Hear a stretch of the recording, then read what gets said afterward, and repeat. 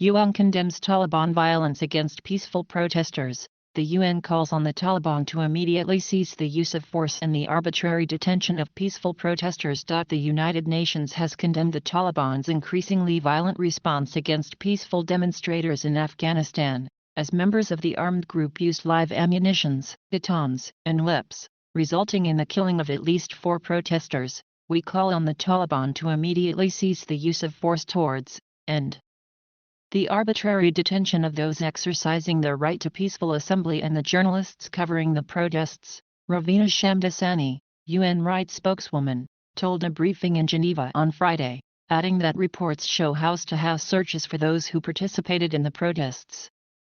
Shamdasani also said journalists have faced intimidation.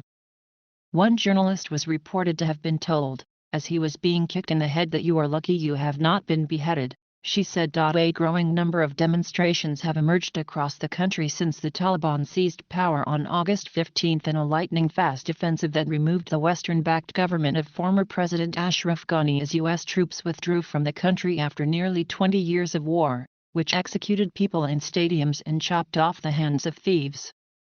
In their previous stint of power from 1996 to 2001, has repeatedly pledged a more moderate brand of rule. But they have shown clear signs that they will not stand for any resistance against their rule.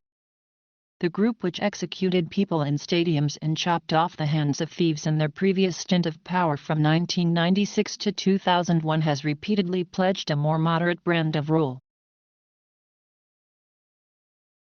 But they have shown clear signs that they will not stand for any resistance against their rule. On Tuesday and Wednesday, hundreds of protesters took to the street of the capital Kabul, chanting anti-Pakistan slogans and calling for freedom, as many Afghans fear that the new government will mark a swift U-turn on women's rights and freedom of the press. The last lot of demonstrators came after the Taliban announced the composition of an interim government dominated by members of the group's old guard, without any women. Shamdasani referred to reports that the Taliban beat and detained protesters in Kabul this week, including several women and up to 15 journalists. Pictures posted by local newspaper Adalatras showed physical evidence of floggings and beatings with cables that 2 of its journalists, Taqi Darayabi and Nematullah Naqdi, were subject to after being arrested while covering a women's protest.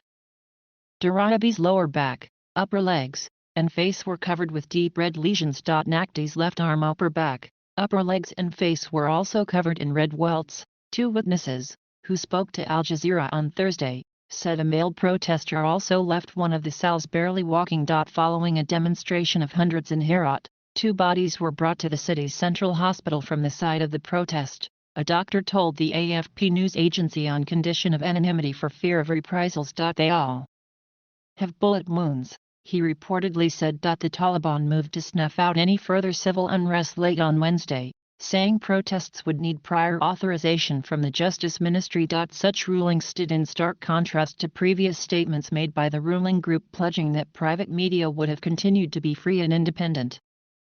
The following day, they ordered telecommunications companies to block internet on mobile phone service in some areas of Kabul, Shamdasani said.